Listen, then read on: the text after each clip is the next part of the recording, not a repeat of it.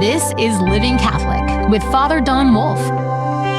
This show deals with living the Catholic faith in our time, discovering God's presence in our lives, and finding hope in His Word.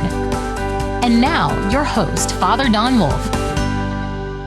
Welcome, Oklahoma, to Living Catholic. I'm Monsignor Don Wolf, rector of the Shrine of Blessed Stanley Rother here in Oklahoma City.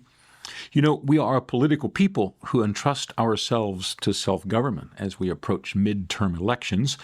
While all people are political in that they together create a community in which they exist together and find a way to make their lives tolerable, not all are entrusted with the reins of governing themselves as a body, as we are. The history of political understanding and experience is full and fraught, spanning the collected volumes of Plato and Aristotle, passing through the kingdoms and prophets of the Scriptures, and coming to the last campaign ads that fill our airwaves. All this being said, we in our time have a niche in which we're responsible for selecting those who will lead us and enact the means and the laws by which their leadership will take place. The weight of leadership rests on our shoulders. This responsibility is not commonly remembered. In all of the passions swirling about one election after the other, we tend to forget the mean times, the moments in which those who are elected by us actually enact the promises of self-government they embody for us. When laws are being debated in the legislatures and agenda are being formed among the agencies of our government, we tend to absent ourselves as if what we long for or what we approve of doesn't matter. Our participation is imagined to be solely at the polling place, not within the halls of power. But as political people, we're never truly absent from the challenge to govern ourselves. We're not a community that passes its time in absentia from the issues of how to live and prosper. Governance is for all of us. The author Michael Walzer wrote once that the problem with socialism, he said, was that it takes up too many of our evenings. It was a sly critique of the passions for elections and governance that fills up every space in our lives. It's not limited to socialism. Enter a contested seat or come across a controversial measure, and everyone has an opinion. It'd be hard to find someone who isn't passionate about one side or the other, one candidate or the other. Have a series of candidates lose, and then added to the passionate advocacy for one or the other, there are additional discussions about the procedures of governance and the integrity of the political process. After a while, it'll seem that politics are the only thing anyone can talk about. Legislation indeed will take up all of our evenings, and our days, our money, and our passions. These are actually superior, though, to the lassitude surrounding boring candidates and do-nothing legislatures. By way of passing laws and enacting the will of the people, the great questions of state and common life are hammered out among the visions and tolerances of the people. Just as the forges shaping metal from powder into blades, great heat and pounding blows are necessary to form what's useful, even in legislatures. So it is in the active procedures of bringing forth a nation to vest it with security and identity and prosperity. It demands attention and skill. It's not simply a matter of tossing off a few stray thoughts and then being done with it. The will of the people has to be sought and then enacted for the ones who are to be governed to be content. And those things aren't easy. The worst thing is that in our inattention, we become strangers to the policies and activities that are done in our name. While the consent of the governed is the basis of our republic, it's not uncommon to turn over the big questions of state to those who are the professionals, entrusting them with the details of how we live and get along. And there is a good argument for that. After all, it was Winston Churchill that opined that the best argument against democracy is a 10-minute conversation with the average voter. And I can testify that I found that conversation can be just as disappointing with someone who's been in the legislature for years, not just somebody who corners you at the neighborhood barbecue or decides to start talking to you at the barber shop. We all have a responsibility for what goes on in the hallways of governance, even as we are insulated from the day-to-day working and decision-making, enacting the deliberations and activities of the whole body politic. All of which is an overarching way to say that what we do as citizens ought to matter to us and to everyone.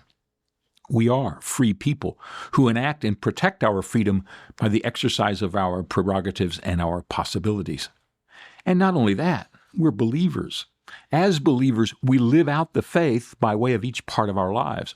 The kingdom of God isn't absent from the halls of power or the hype of elections. It's present among us. This is especially true by way of the world we create by our values and actions. We don't just believe in ideas and subscribe to dogmas. We enact our world by what we choose to do, and by way of choosing those who act in our name. Being political is part of being human. As believing human beings, we make sure our values and our decisions result in actions that build this kingdom among us. To take a stark example, we should remember what Francis Schaeffer wrote about abortion. He said that in every place where abortion is practiced, we should place a sign saying, quote, "The actions performed here are done by way of the permission of all of the believers in this area," unquote. He was making the case for serious belief enacted in practice. Substitute any issue or concern for the word abortion, and the case remains the same. And I want to remind that I said that in his voice, which was ironic, sarcastic. It's not enough simply to say, "I believe." True belief is enacted and practiced firmly and straightforwardly through the choices we make as members of the body politic. In all of this, we have to affirm that political life is a valid calling, an arena for the doing of good and the enactment of blessing. Not only is it an inevitable element in the human community, it's a calling from God and should be honored as such. It's far too easy to dismiss those who engage in real political discourse and true political skill as somehow outside of the normal range of our concern. But the presence of God is everywhere, including in the structures and procedures of our governing process. And we can certainly trust in the blessings of God to be alive in their lives with as much intensity and as much potential as any other aspect of human communal living. In the Gospel of Mark, the apostles are told to go forth and proclaim the good news to all creatures under heaven. This isn't the command to preach to the birds of the air or to the raccoons in the trees. The creature Jesus intends are the realities that fill our world and occupy our spaces with their presence. Many of them are what we have invented and placed in the world to help it function. The army is a creature in this respect. It is to be affected by the truth of God's love for the world, according to Jesus. The post office is a creature, deserving of the same kind of consideration. So is capitalism and fall football and the fashion industry, the Boeing Corporation and the Elks Club. All of them are to have the proclamation of Jesus be offered to them as a source of hope and as a destination for their energy and purpose. It's no stretch at all to understand how the challenges and opportunities of government have the same invitation. Those who occupy it are worthy of every consideration as they go about making the interlocking machinery of government work. Politics is a vocation. We should honor it as one. And by the way, this honor extends to all those who strive to enact governance for the people, not just those who happen to vote our way or put our agenda into practice. Just as the legal profession is a vocation to be honored by all, even when the decisions of court go against our case, so is the choice for political life and the opportunities of political action. We should honor all those who become politicians. All this being the case, there are a few elements we should pay attention to as the political energies heat up during this midterm election season. Already, it's not possible to turn on TV without being immersed in the decision-making and candidate selecting process going on all around us. Everyone's vying for our attention and competing for our time. We should remember there's a deeper substrate to these elements, and often they are silent reminders of what's really going on among the contests and passions of the elections.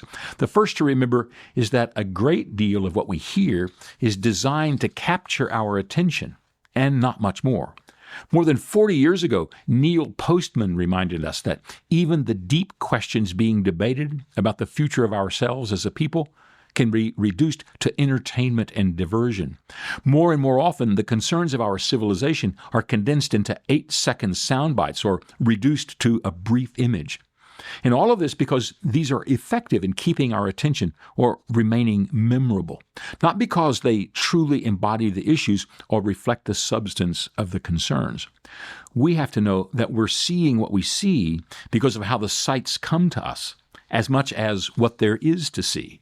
It's simply a continuation of the insight from Marshall McLuhan that the medium is the message.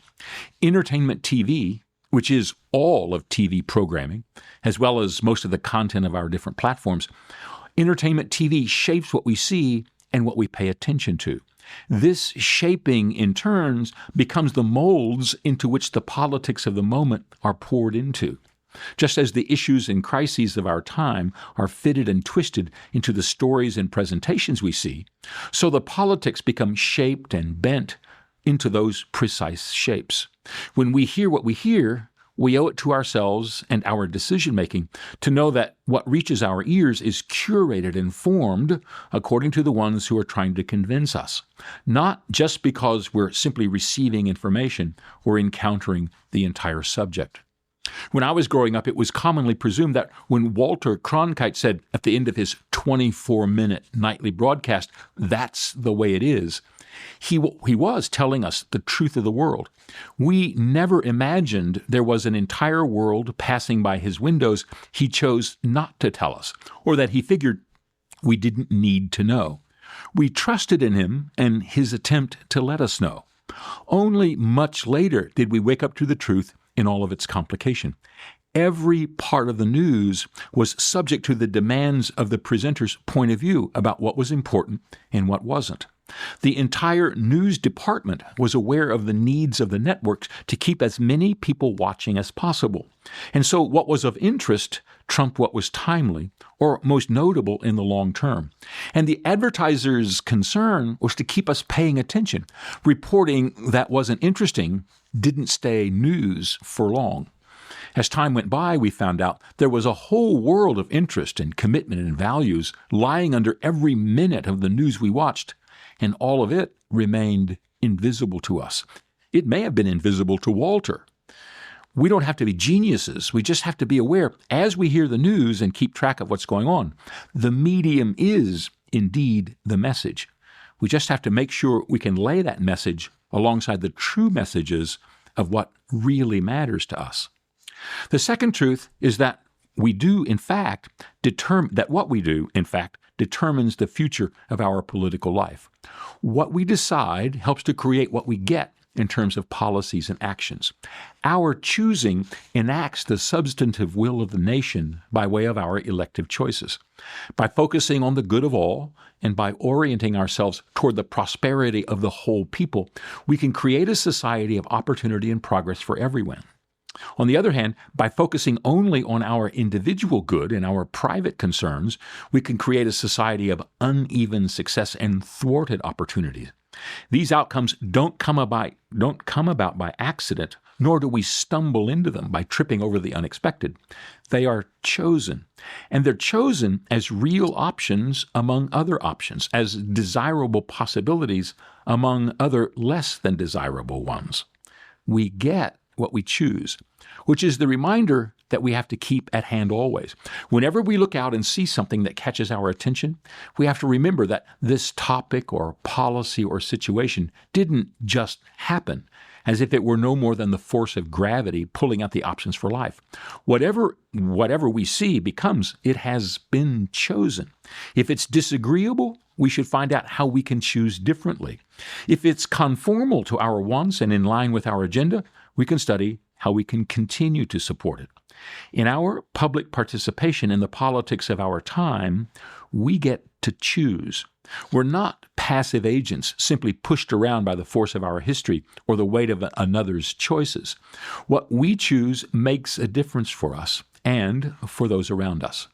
True, we've been awakened to some of the hidden currents at work in our history and among our institutions.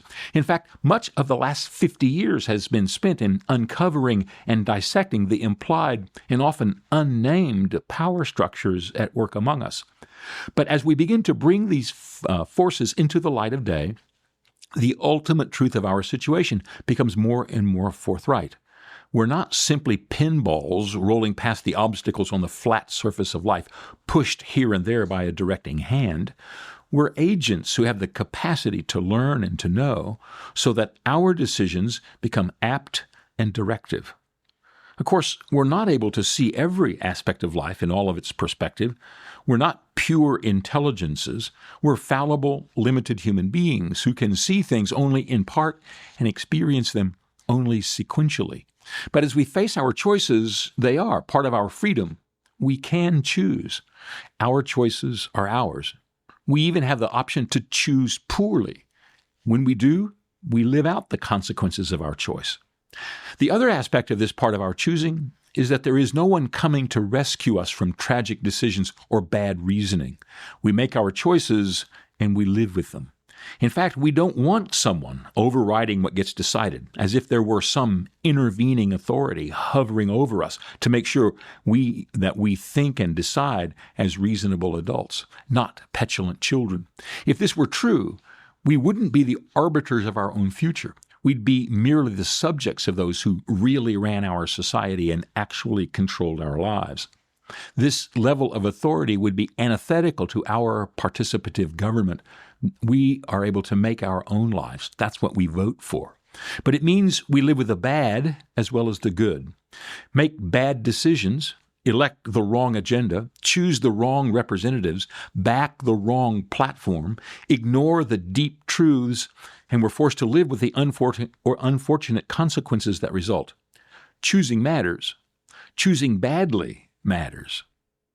The third aspect to keep in mind is to ponder the connection between the personal and the political.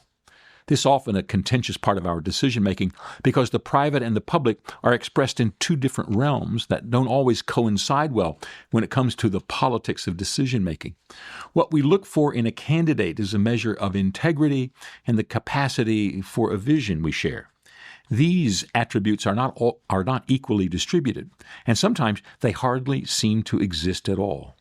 Our history is full of those who were great and effective politicians whose policies enabled the common good and improved the lives of millions, yet whose private lives were filled with wreckage and ruin.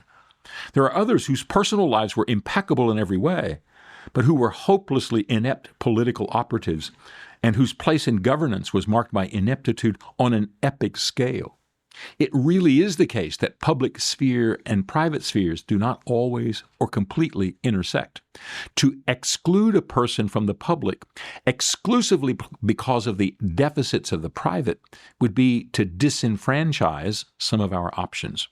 There is a quote, and it's been associated to thinkers from Thomas Aquinas to Winston Churchill, that goes something like this: "I'd rather be governed by a capable Moor than a depraved Christian." The point is that excellence in the capacity to govern ought to have a place in our scale of values when it comes to making a choice for those who represent us. It may be the case that a particular depraved husband will be a much better prime minister than the devoted family man if the former knows how government works and will be an effective leader, while the latter may be, in all of his virtue, inept in every political skill. The greatest politicians of all time carry with them their failures and their weaknesses. There have been many men who are great in their stature, but who have never mastered the art of politics.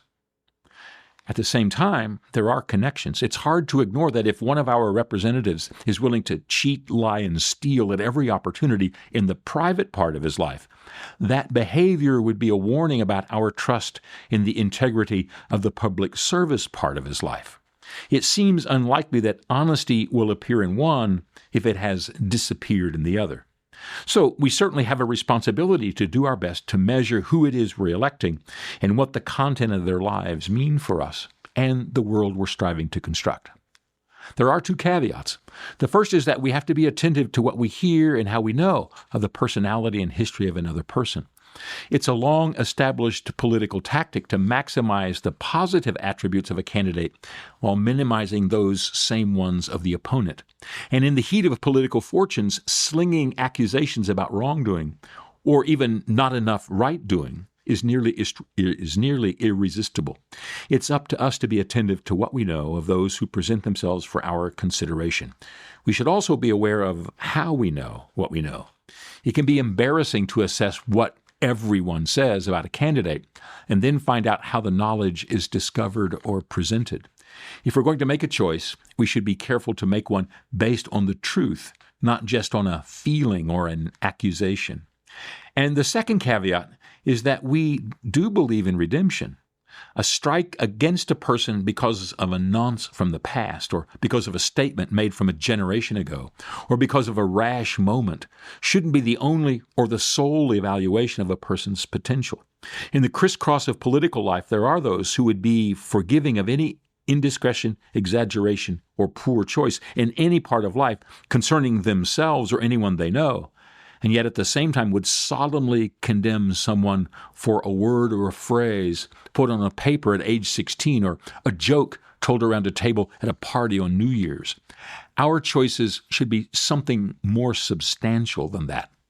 Of course, we have the right to consider every aspect of a person's life and can bring all of the elements of their history to bear on what we decide, but we do owe it to ourselves to seek just valuations and decent mores as we do consider. The contest is not between angels and men, only men. Waiting for perfection can be more destructive than the worst depredation of the dishonest and the depraved, since we'll all end up with a false sense of empowerment and a hollow notion of representation if we imagine we're waiting for and choosing purity as the only measure. As human beings, we're always a mixture of the good and bad, imprisoned in the fallen nature we've inherited in this world. Pretending there is an option for the perfect in every way is to abandon ourselves to pretense and to lose the pathway of true self-governance. We'll always be forced to choose between candidates who each have their own weaknesses and have made their own mistakes. It's up to us in the pursuit of true wisdom to know what to measure and how to evaluate. And while we do, we have to extend to all those who might lead us the same measure we would extend to ourselves, which takes us to the wider and more general question of the choice we make for our future. Most of us don't have the chance to vote on our personal agenda. Seldom is there on the ballot the clear concern of all of the issues we hold most dear. As we all know from the long struggle against the Roe v. Wade decision, there was never a chance to vote outright on this aspect of our communal life. There were candidates who affirmed their opposition, and there were those who were willing to promote change concerning the policies that decision left in place. But there was never a simple one-to-one correspondence between candidates running and the votes that were cast.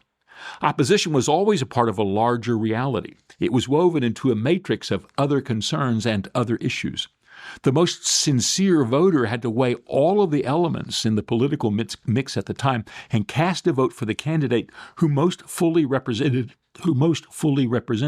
what would be better for the sum of societal concerns, since it wasn't possible simply to vote up or down on this one issue. In truth, most political issues are just this way. We end up making a weighted decision about what a person represents, the issues, concerns, vision, and tolerance that he or she stands for, rather than simply voting for this one thing, whatever it is.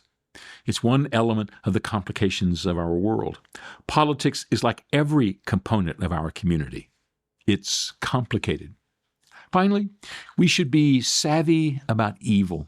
We have a system of self-governance and representative decision-making that empowers us to direct the communal life we enjoy. It carries with it all of the benefits of making our way through the world and enacting our values and visions for everyone, especially the ones we value and love the most in our lives. But the system we have in all of its benefits isn't better than the sum of ourselves. Every aspect of weakness and sin will be present in those we elect and the decisions they make. Sin can hide in the personal and the private, just as it can hide in the public and the corporate. But sin can also hide amid lazy definitions and careless procedures, amid sloppy rationales and indefinite timelines and entrusting presumptions, and all of the other aspects of how we end up getting things done. We owe it to ourselves to know our process will be fallible because it will always be put into practice by people like us. While we look at the specter of our elections in the scenario of governance, we must remember that it will be part of the darkness of our dark world. There's no way around this truth. Sin touches everything, and we cannot lift ourselves out of it on our own.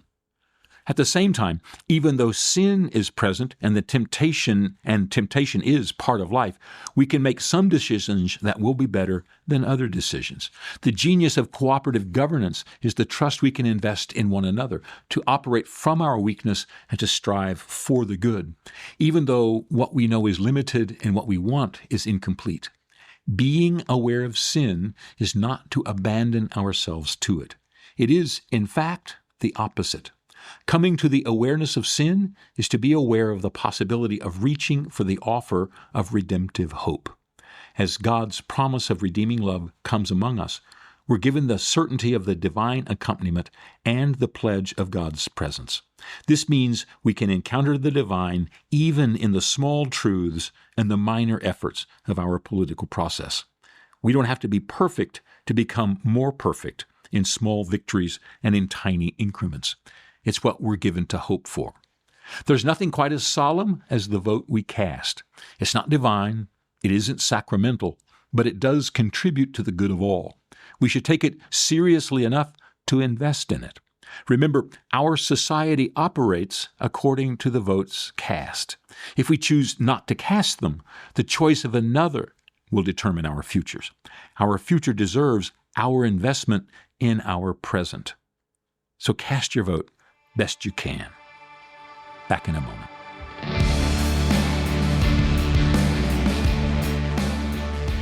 Welcome back to our final segment, Faith in Verse. We have a poem today called The Sights. The sights around us that capture the eye in the quick flight of day into night hold us quite long enough, can freeze us by our rapt attention. We reason thus: remembering upon looking, evaluate size, direction, purpose, shape, and place. Measure also upon seeing options to take, what doing or not doing will implicate. And all this in but a moment's pause. Add to our thinking a plan and its flaws, part of our normal cunning and cleverness, into our softest humanity pressed, not uncommonly testified to. In the same moment, new ideas ensue. We think of the eternal hidden there. Infinite truths come brightest as now glares, to find that in the briefest occasion, the unexpected work of God is done. That's the sights.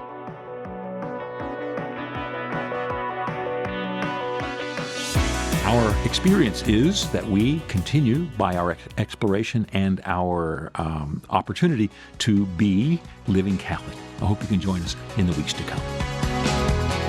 Living Catholic is a production of the Archdiocese of Oklahoma City for Oklahoma Catholic Radio. To learn more, visit okcr.org.